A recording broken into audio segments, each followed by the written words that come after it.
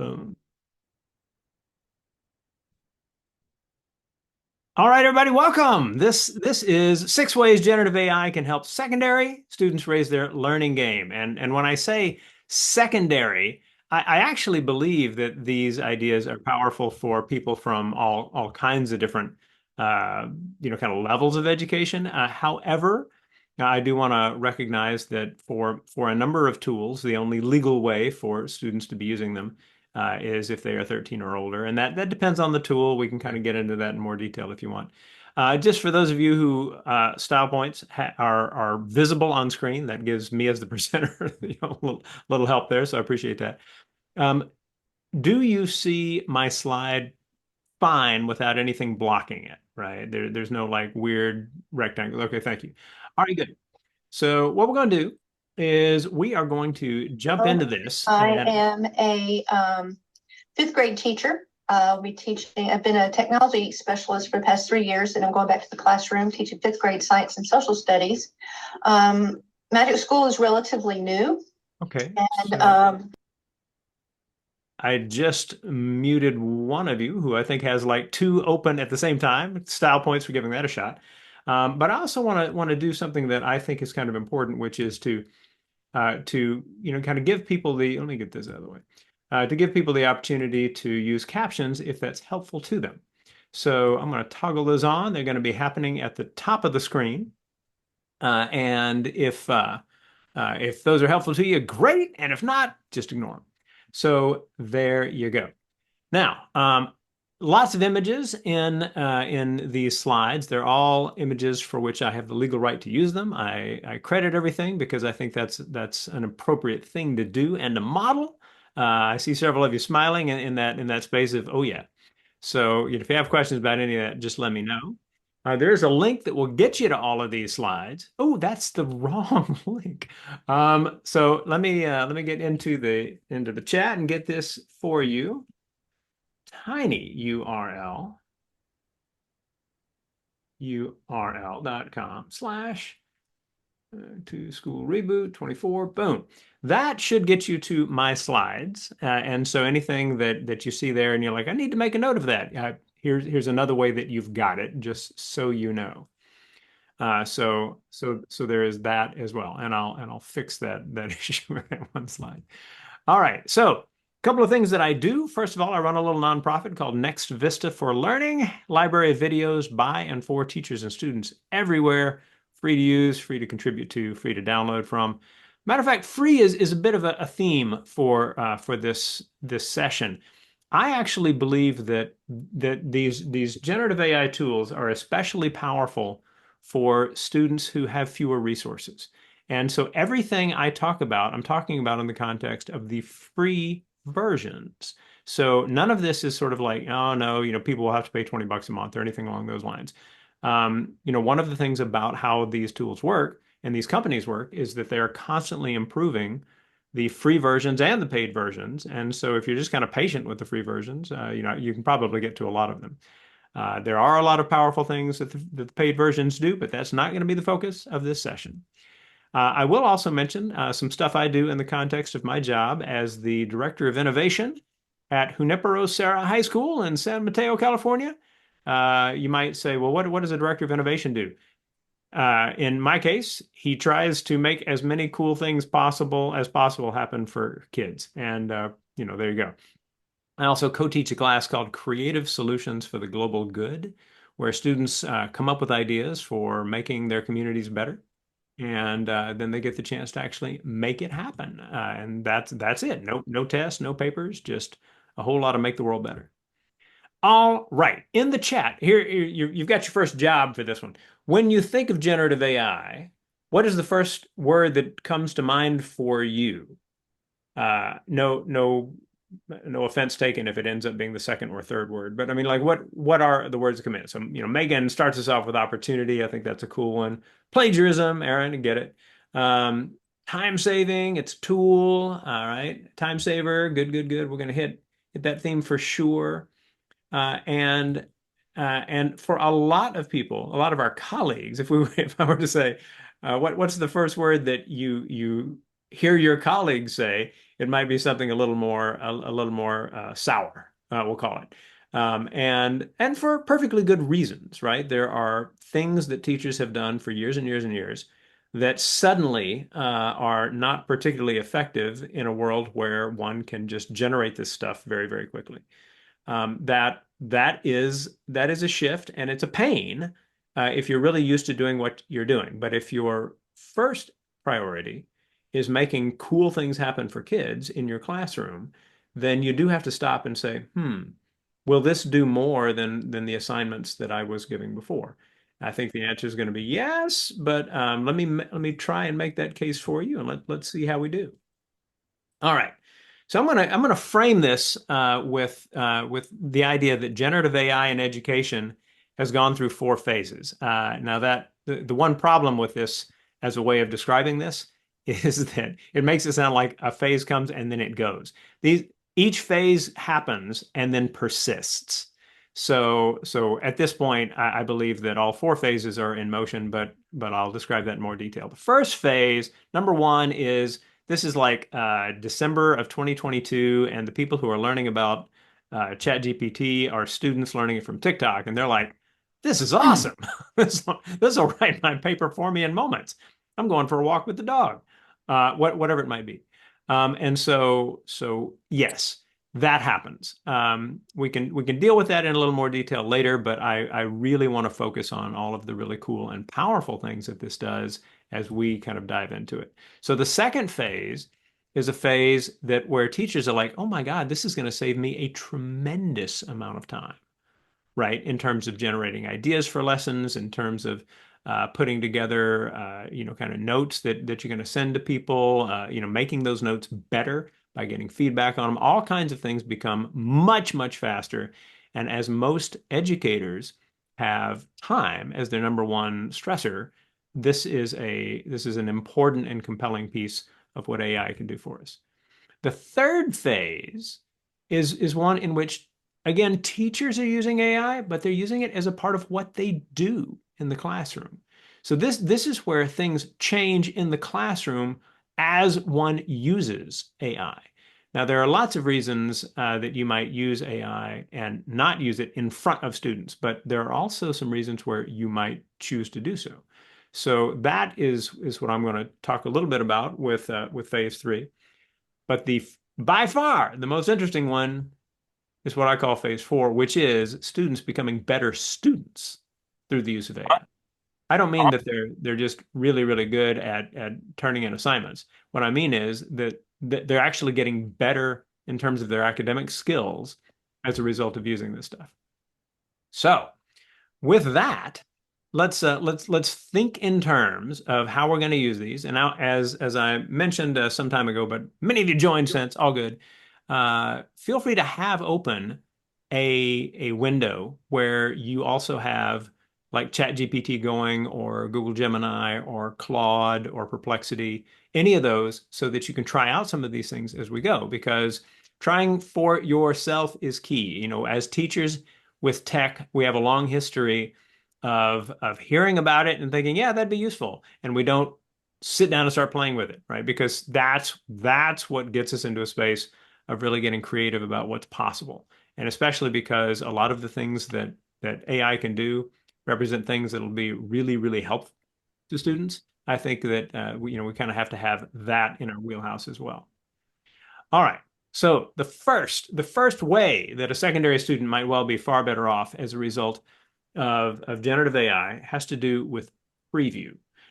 Now what I mean by this is that and you can do this, by the way, with just a textbook and a totally unconnected to the internet class. However, let's say you are a student who is in a biology class, and you're about to study cell division.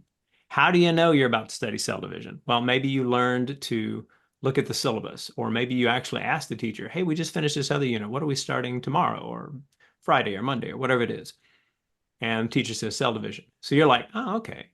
And so what you do is you put up what is important for me to know about cell division. A lot of my examples will have to do with wildfires because that's a project that I'm working on with my nonprofit, and I'm hoping some of you guys will be like, I want my kids being part of that. It's free, it's awesome, it's wonderful. That's as much of a pitch as I'll pretty much give it. But anyway, I'm not trying to sell anything.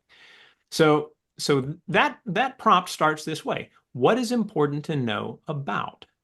So let me talk about this while some of you try it. You're welcome to just kind of stare at the screen if that's where the spirit moves you as well. But all good. So the idea here is that a student says, kind of says, all right, I know what's coming. I have an AI tool give me effectively a summary of importance about this particular thing that we're gonna study. I'm not trying to memorize what it gives me because I'm always, always, always remembering that what it's giving me might be wrong, which is a little like understanding that whenever someone tells you anything, it always, always, always might be wrong. But all the more so with generative AI. So really what I'm doing is I'm just kind of getting an idea. Okay, so there are these things. All right, all right, all right, all right. We're going to talk about manipulating that a little further as we go. But the basic idea is that you're walking into class the next day, and when the teacher starts teaching about cell division or wildfire smoke or whatever it may be, everyone else in class is hearing it for the first time. You are connecting the dots. Oh, that's what that thing was about. Oh, okay. So effectively, you're walking into class primed to get more out of whatever the teacher gives you and to be able to go farther with it than you would have otherwise. And of course, what we're comparing is the student who's done this to the student who's in class paying attention. It's perfectly possible that you show up in class on day X and you have trouble paying attention because you didn't get breakfast, or your parents are fighting, or your friend said something nasty to you, or whatever it is. So that thing of on your time when you're focused, getting a sense of, okay, this is what this is about, is really, really powerful. This is not rocket science, but we have this new tool that can summarize it for us very quickly. And as a learning hack, which is not a bad way to characterize this with young people, it's a term the young people use, right? That kind of stuff. And by the way, Emily, if at any point I say something you're like, that's not what we say, then feel free to correct me in the chat. Totally good. So this first thing is about previewing, right? What is important to know about? As a student, if you get used to just doing that, you are like miles forward. Okay, now I'm about to jump into the second one because we've only got so much time. But in the chat, a yes or no, is this kind of a useful idea? Doesn't have to be way useful, but doesn't have to be like offensive either. So yes, okay, Megan, you're in. Good, good, good. All right, I'm one of one so far. Nice. Ah, there we go. All right. Seems good. Aaron, fair. All right. Aaron, good to see you, by the way. All right. Very, very cool. Okay. We'll keep going because I think the idea is that we keep getting more and more powerful as we go. That's perhaps how I successfully built the slides. We'll find out. So here is the next one. You've been studying this topic for a few days. The teacher started wildfire smoke or started talking about, cell division or talking about por and para in the Spanish class, whatever it is. And now what you do is you say, what are common misconceptions people have about whatever the topic is? What are common misconceptions about wildfire smoke? What are common misconceptions about por and para in Spanish, right? Whatever it is. Now what you're doing is, again, keeping in mind that this may be completely wrong, because that's part of how generative AI works. You might still be in the space of like, oh, wait, that's something I was thinking. Maybe it's a misconception. The idea is that you're learning to ask the question. So you step into class the next day and you say, I read that, blah, blah, blah, blah, blah. Is that right? And if you can do that as a student, if you're walking into class with questions ready to go, that's another way you are upping your academic game. And now we can kind of be in a space of having, as teachers, this becomes a tool for us, right? Boom, generate this, use it as a part of a lesson. All right, students, I want to put a few ideas on the board, and you talk with each other about whether it's something that you're thinking or not. Okay, it turns out that's a misconception, and blah, blah, blah, blah, blah, right? And by doing that kind of thing, we're trying to get students to where they are catching this stuff even before we put it in front of them. So the idea is to empower them to be like, I can learn this stuff uh, to a degree that when I walk into class the next day, whatever the teacher's doing for me is not this valuable, it's that valuable. We're trying to get the most out of those moments. All right. So same question. Yes, useful. No, not useful. Or some other question if you got it. Feel free to toss that into the chat and keeping an eye over there. Yeah, excellent. All right. What else we got in there? All right. Not all right. Like the idea, loving it. Oh, yeah. No, no, exactly, Megan. Very useful. Thank you, Lisa. All right. Bow in your direction. Way to go. All right. And let's see. Anybody else? Anybody else? Yay. Thank you, Desiree. All right, all right, all right. Great way of flipped learning. Yes, yes. So Jane, the power of flipped learning is finding new expression in these tools. The big difference here, of course, is that students are using these as techniques so that they are not essentially having to wait for us to guide them, which is a bit of a it's a bit of an uncomfortable idea for some educators, but on the other hand, given what I think it can do for us, all the better. Nice, Megan. Cool. Here comes the third one, building vocabulary. Vocabulary is one of those things, right? If you don't read a ton, and I would say young people don't read a ton, but like people don't read a ton, right? Then learning to kind of build your vocabulary becomes kind of a new need. May I first say that reading a lot is actually a really good way to address that need. But as we jump in, hey, there are things you can do. So, for example, you say create a list of vocabulary words related to the topic, and for each provide a definition. Now we're getting some ideas there. So let's jump in with a question. So Emily, and forgive me, am I pronouncing your name right? Amelie, yeah. Amelie, I'll get there. I will get there. So Amelie, what you got? So I was noting on the topic of reading and trying to get people to increase their vocabulary. I know there are some text to speech and speaking chat GPTs or chat GPT-esque options. Mhm. I've noticed that, well, I personally do read paper books a lot. It seems that there's a young shift towards audiobooks and recorded.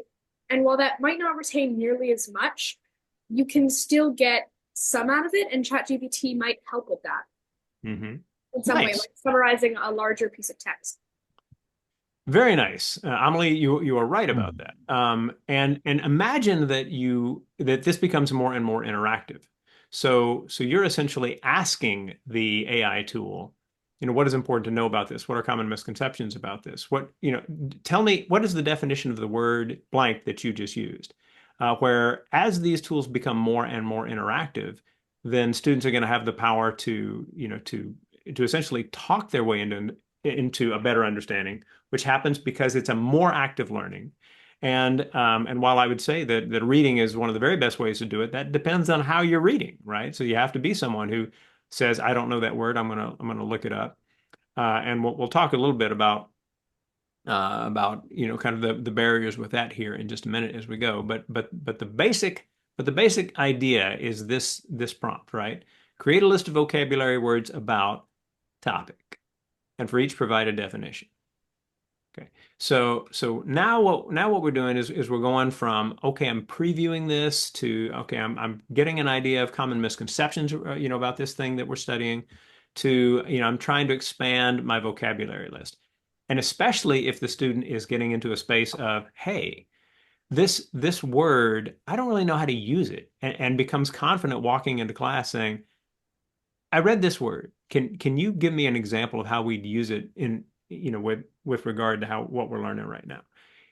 More and more confidence with questions is going to mean more and more academic success. It just is. Or at least I believe that. So there you go. Knowing when one is simply tossing out an assertion, I suppose, is important for proving that one is educated. So there we go. There's a third one. So back into the chat. Yes, useful. I mean, not rocket science, but hopefully the kind of thing that allows people to be in a space of, yeah, that's really powerful for me. All right. So yeah, Megan. Hey, how are you? Hey, Eric, how are you doing? I'm doing well. And good to talk to you. I'm thinking you might too also be in two meetings at once. And Eric, style points to you for that.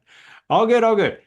So, um, got one response on in the chat on this. There we go, there we go.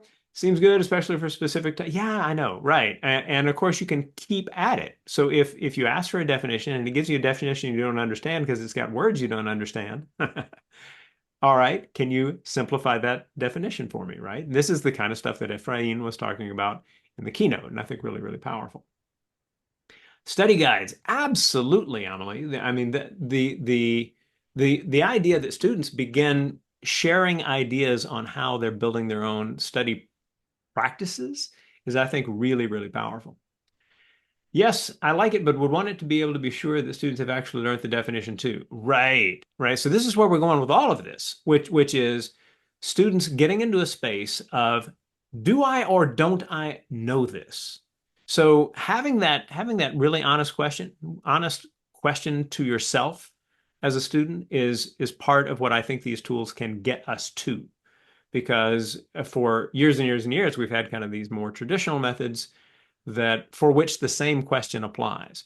Okay, the student has read the textbook. Okay, they've done some activities in class, but do they really know it? So we're working with that same question, whether or not we're dealing with AI. Great comment though. Appreciate it, Jane. Challenges the vocabulary out of context can be challenging for some kids, but I guess you could prompt it to give you context. Desiree, exactly. Rock and roll. And if it's Desiree instead of Desiree, I apologize. All right. You guys ready for number 4? If so, wave at the camera. Wave, wave, wave, wave, wave. All right. We got some waves. Those of you who had your camera off, but you were waving, style points to you. Okay, so here we go. Next one. Language. Now we get into that space that Ephraim talked a little bit about in the keynote, where suddenly we're really, really empowering students. And a lot of that has to do with complexity of language and translation. So first of all, let me say I am deep into language. I was a language teacher for years. I was a high school teacher of Japanese language for years. Anybody else? Same numbers always. All good. And so anyway, I love languages. Matter of fact, yesterday, I kid you not, was my 2000th straight day of using Duolingo. No, no, no. Thank you. All right. So let's talk about this. Rewrite this at Lexile and then a number. Now, for students using this, you might say students using the word Lexile, it's a secret word, right? Once you learn this cool secret word, rewrite this at Lexile something, you might realize that you have incredible power over how text looks to you. So some of you might be like, actually, I need that word defined. Lexile is a way of measuring the complexity of a given text. And the idea is that, students who are, say, graduating from high school are reading in the 1200 to 1400 range. I think somebody who knows this much better than I, correct me in the chat, that's fine.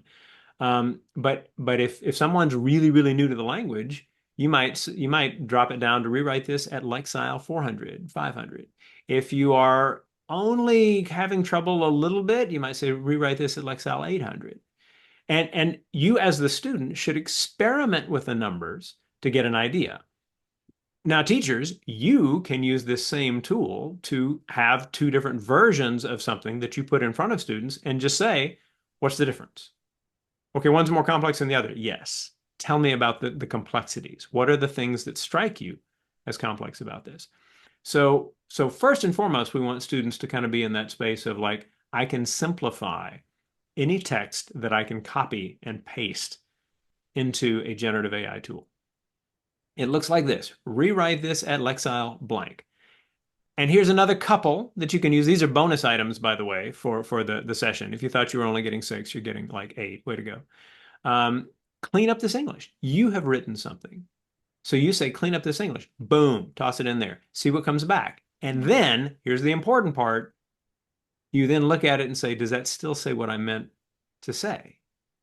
Because, of course, as a student, when you turn in anything with your name on it, you are conveying the idea that you made that happen. You wrote it, you generated it, it conforms to your sense. So as a student, you can never be like, oh yeah, that's what it generated for me. No, no, no, no. You put your name on it. All right. So it is something that you contend matches your understanding. So now everything that a student writes becomes that which we can ask them about. And this is kind of always the way writing has worked, but we're just being forced to use this better practice with it anyway. And you can get some really fascinating things through doing provide feedback on this passage. Bam, write it, paste what you wrote. I wrote something that I knew to be false, pasted it into Perplexity recently, and it came back with that doesn't seem accurate. That is highly likely not to be the case. This I was unable to find something that supported this idea, and I'm looking at that thinking, whoa, that's another level than I thought I was going to get out of this. So providing feedback on passages, really, really powerful thing. Uh, all right, Amelie gives us some great material related to Lexile, right? For this term. This is a term I think we should teach all our kids, right? Hey, whatever it is that you're dealing with, right, in terms of your reading, just know that this word Lexile can help you out by using it effectively, by using it as a way of trying to build your own ability. If what you want is for school to be easy, we're giving you tools to make that happen. Right. It can be interesting, fascinating, and far easier than it is at the moment for many students. There you go. All right. How many of you on board with this trio of items right here? Put a yes or no into the chat. I'm going to read Desiree's. What would stop the student being able to compare the two texts? That's what I'm struggling with. Where does the reliance stop? Students are already using this to compare a couple of texts. You're right? It's what you're struggling with, and that's very real. And so the reliance really comes down to how do we talk about it in class? Are we talking about these things in a way that helps the students learn it effectively? The only truly powerful way we know that students are learning it is via what they tell us when we talk to them. Because at this point, anything written may or may not be their work. Now, there are ways to begin getting in and saying, huh, all right, well, what does that mean, right? We've been saying for decades, hey, if you choose to cheat now, you choose to cheat now, but it's going to be a lot harder later, and you might find that you can't finish a class or college or whatever as a result of having grown used to cheating. And I mean, that's whether that sinks in or not is a totally different question. But it is the truth. And so what we want to do is we want to do everything we can to get them to use these tools in a constructive way. So we have to make time in class where people are actually discussing this idea, right? The feedback that we all just had generative AI give us on our passages. What do we see? What do we learn from that? And having them talk to each other, right? The days of the most effective way to teach a class is just teacher at students all period long are long gone, if they were ever there at all. Let's keep going. Okay, so Jane, thanks for the love on that one. All right. Now, another one where students are really getting in the space of being able to do things at the next level themselves. And this has to do with essentially questions for understanding. So imagine something like this, right? You're in an environmental science class. Act as an environmental science teacher. Prepare a set of 10 short answer questions about the relationship between wildfire and climate change. For each, provide an answer. Now, again, imagine that the student is the one doing this. So the student is learning to stop and go, huh, what would I be asked in order to know what it is that I'm supposed to understand from this material that we're covering? And if students are in that space, then they are going to be far more effective with regard to what they can do. I was in a college class years and years ago, right? And in that class, we had a test coming up, and so I did what I always had done, which is just study everything. And then after the test, after we got back the test, I was hanging out with some of my buddies, they were looking at the results of the test. They're like, "Oh yeah, we nailed 5 of the 6 questions that the teacher asked." And for me, I was like, "Wait, what?"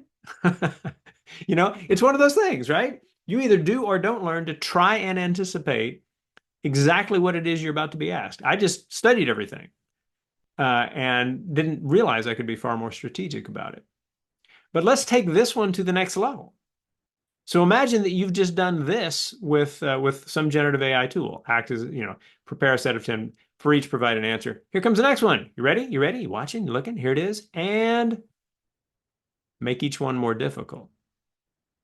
Man, the kind of stuff that a chat GPT or any of these will give you with this, where you've asked for 10 questions and 10 answers, and then you say, make each one more difficult.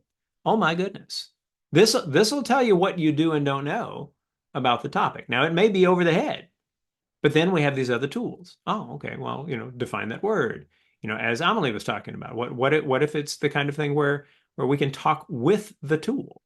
I think we're months, maybe weeks from being kind of close to a free tool for doing that kind of thing. And arguably you can do it now with some of these, by using something like OK Google or Siri or any of these things, appropriately. So let's keep going because we are beginning to see the end in sight in terms of our time. So with that, I want us to kind of go over the items that we've talked about. So the power of preview, right? What's important to know about? What are common misconceptions about, right? Prepare a list of vocabulary words and for each provide a definition. We're trying to build that sense of like, okay, that's a word I can handle now. And especially if it's not in context, like it was mentioned in the chat, right? Then I'm getting good at asking questions of my teacher about what it is that word means and how we use it. And I can simplify stuff. I can change the reading level through that magic word Lexile. I can ask it to clean up this English if it's something I wrote or provide feedback on it. Those are all things that are kind of interesting with regard to how you begin working with texts. And having these tools to be able to do it can give you some really powerful kind of techniques for making school a lot easier on yourself as a student. And then beginning to be like, all right, how does one get tested on this? So now I'm in this space of like, I'm trying to figure out what questions to ask so that I understand these things. I understand what the misconceptions are. I understand the vocabulary for it. And I know what I would get if tested by someone who's essentially saying, I want you to explain to me what you understand about this. So we're in that space of trying to make the students better. But we get one more. Ta-da, 6, right? Skepticism. Every single time we talk to students about AI, this stuff might be wrong. This stuff might be wrong. This stuff might be wrong. And by the way, that's true for everything you read and everything you encounter online. But certainly with this stuff might be wrong. You cannot say it enough. If we're going to get students to where they use these tools well, they have to hear that from us over and over and over and over again. All right. What is something that you think maybe something I didn't mention, right? It's kind of the idea here. Something that you would say that's something that I think is really empowering for students, but you didn't cover it. So I'd like you to stick that in the chat. We'll talk about it as I wind down the session, but please do add to the chat anything that for you is an empowering use of generative AI. So, it might be, translate this passage into, Mandarin. It could be anything, but whatever kind of works for you as like another way of making this become an empowering tool for students. Feel free to add that in. A couple of reminders about this, right? This whole thing about it might not be accurate is underscored by the fact that it speaks with such confidence. Sure, the answer is this, right? Not at all. So it's kind of a good thing for everybody to remember that somebody speaking with confidence does not mean they are speaking with accuracy. That's just not how that works. Confidence and accuracy are two different things. And these tools are not designed to be accurate, really, right? They're designed to produce stuff that looks like human writing. So there's all kinds of words that we use that anthropomorphize it all the time that don't really apply. Generative AI lies to us. No, no, lies are things that humans do. What it does is follow algorithms and produces text. And so there you go. And in that it's predicting words as it goes, it's it that's not a sign that it's sentient, right? So just two pieces there. The concrete sentence stems are so helpful for how to demonstrate the productive use of AI along with. Thank you, Megan. Awesome. And I'll give you the link again, by the way, to this set of slides, including as soon as I am able to do it, the corrected slide that has the wrong link earlier. My bad on that. Okay, so quick reminder: phase one, kids cheating with AI. Why? Because that's the only way they know to use it. It's the only thing they've heard of anybody using it for. Right? And then teachers are like, "Ooh, wait, this is going to save me a lot of time. I'm going to be able to do things like spend time, getting to more of my students with needs because I don't have to spend an hour doing thing X. I can do it in 10 minutes." And, again, generative AI and its problems. And, poor lady there ended up with a beard. All right. Phase three. This is teachers using it as a part of their teaching. This is where suddenly it's like, all right, guys, let's throw this back to ChatGPT and see what it comes back. What do we think of this? And blah, blah, blah, blah, blah. All right. And then phase four, and this was this session, cutting kids loose. Let's get them to where their learning is a function of cool things that they do in order to make school easier for themselves. Some gifts for you. Wow. So I am doing this this project, as I mentioned, called Wildfire. All right, the wildfire education project, and the idea is to help people learn to prepare for, understand, and better deal with climate issues related to wildfire. I'd love to get more folks involved in this very cool project. Essentially, we're getting kids to use prompts to create videos where the prompts already have the content that's solid, and they're just using their creative skills to make short videos, very short, by the way, 30 to 60 seconds typically, to say, hey, here's a way of thinking about this. So you can get back to any of this by going through that link that I just put in the chat. But that'll get you there, and I'd love to get you guys involved in the wildfire thing. Additionally, I during the school year post every week to what I call the Next Vista Inspiring Video stuff. So this nextvista.org/NVIV. If you're kind of like, I just need a really cool video that I might use in class, go. It's got some prompts associated with it. I've got over 100 of those things there at this point. I've been doing it for several years. So feel free to give that a look as well. I've done some writing. Like if you're interested in this, follow the links through the slides, and you're all good. And every month I give away like a free Starbucks card. Why? Because why not? Right? That's fun. And there we go. So this is my last slide, he said at 10:49. Nothing but impressive. https://tinyurl.com/bts24. Boom. There are those slides, assuming I typed that in properly. And I hope that you will stay in touch with me. I hope that you've gotten some good things out of this session, and I'll stick around for a few moments if you want to chat about it. So thank you. Thanks for coming. Yay. I will now stop recording. Find that.